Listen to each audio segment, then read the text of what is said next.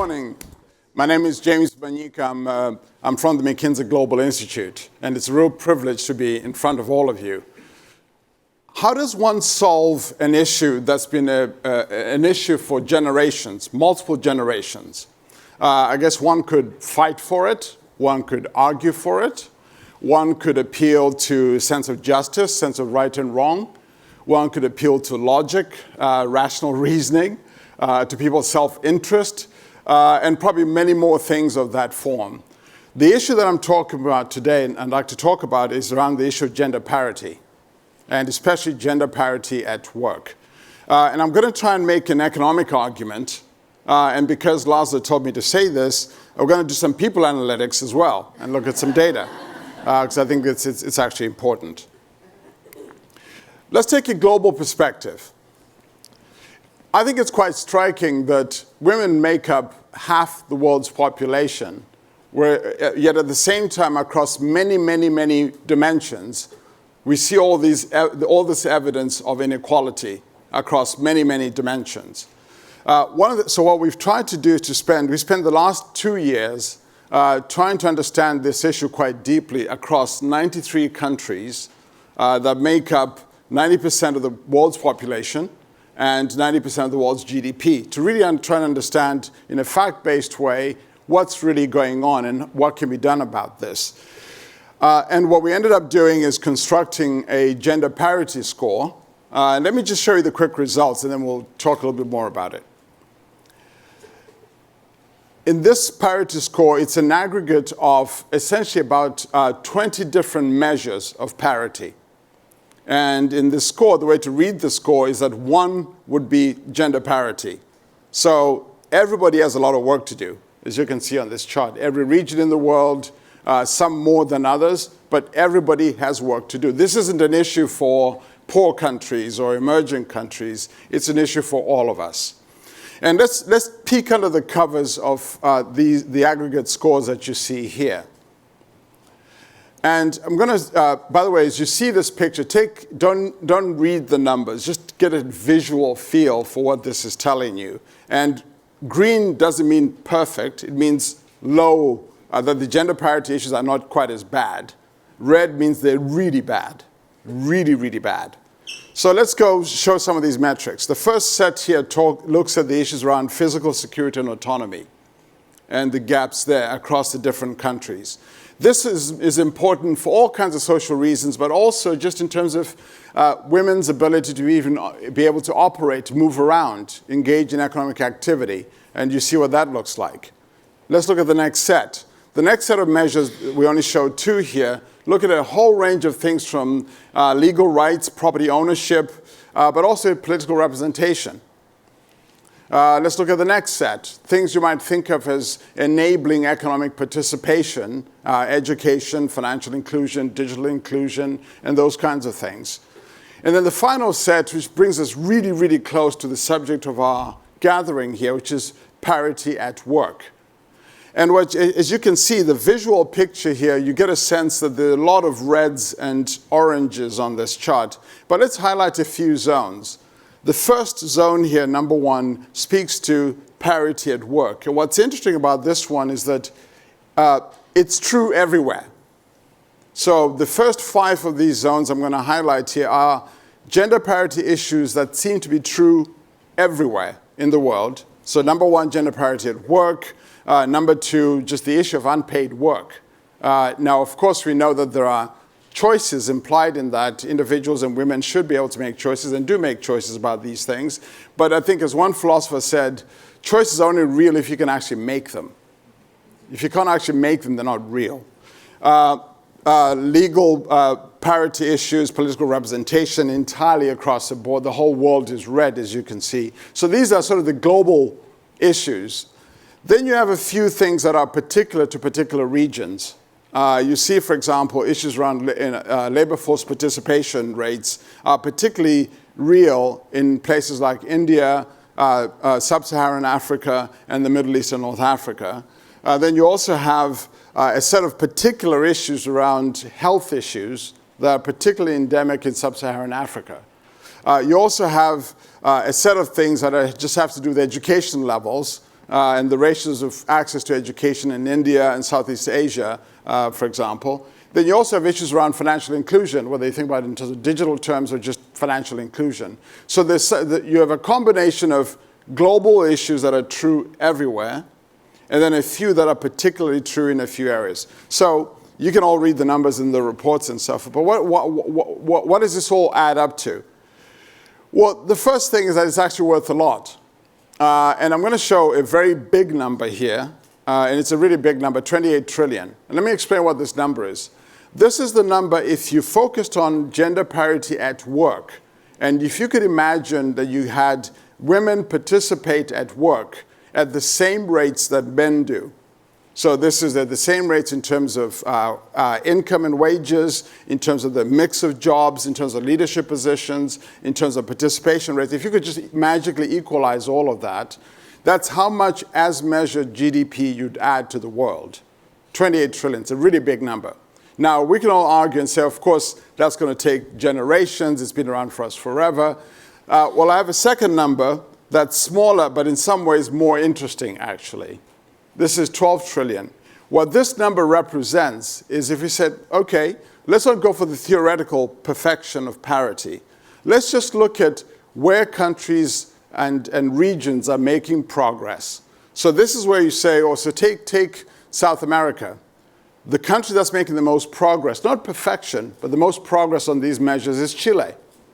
So what if we got all the countries in that neighborhood to do as well as Chile? Where could they get to? Take another region, the Middle East.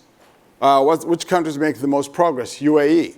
What if we got all the countries in that neighborhood? So this is if you did a neighborhood analysis to understand where we're making progress and can we get everybody else in that neighborhood to make as much progress, what would that be worth? That's the 12 trillion number. I think it's a more interesting number for several reasons. One, it certainly changes the conversation. So quite often you hear arguments about this region or this country is different culturally, socially, historically, whatever have you. But this takes that away, I think, by talking about what's actually happening in that region. Second, it leads to a whole set of best practices that you can discover. So you can actually document what are these countries, companies, sectors actually doing and what has worked to enable progress to happen. So we like the smaller number better, even though the big number is actually quite interesting. Let's pivot very quickly and see what this looks like here at home. So the US is not perfect either. If you do a similar exercise at the state level, and we've done this even at the city level, again, if one is perfection, you can see, and you can all look at your various home states if you're not from California to see where you are. It's an issue everywhere, and some states are particularly bad, and those are particularly the rather dark colors on this chart. But I want to highlight a few particular things in the case of the United States. The first group here is parity at work, and these are denominated in states. And again, this looks really bad.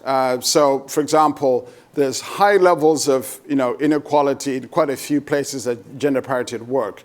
The issue of unpaid work. You also have one that was, I guess we're in political season at the moment, political representation. You can see it everywhere. But the one that was actually surprising to us and quite surprising to many people is violence against women. The United States, when you compare it even to other advanced economies, is actually particularly bad in terms of violence to women, quite systematically across pretty much all the states that we had good data for. So these are some of the issues to think about.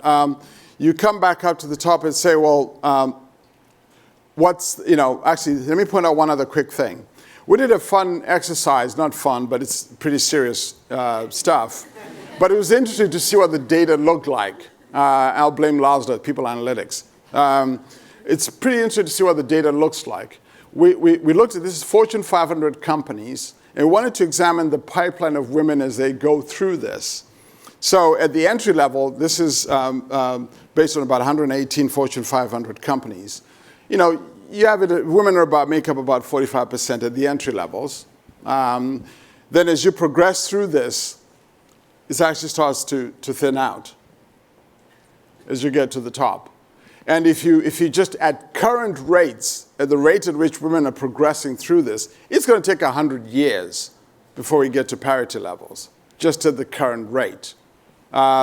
This is very slow progress. Okay, so what's this all worth in the United States? Similar exercise. If you could get parity across all the measures that I was talking about, we would add about $4 trillion to US GDP. And that's the perfection number. Here's the better number, $2 trillion.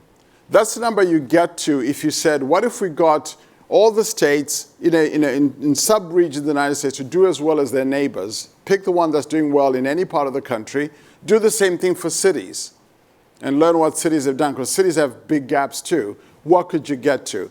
That's the $2 trillion number. So we think this is actually all worth taking seriously, but what have we learned from all of this? Back to the question we started with, but what does one do about all this? Well, we've actually learned a lot based on these actual examples.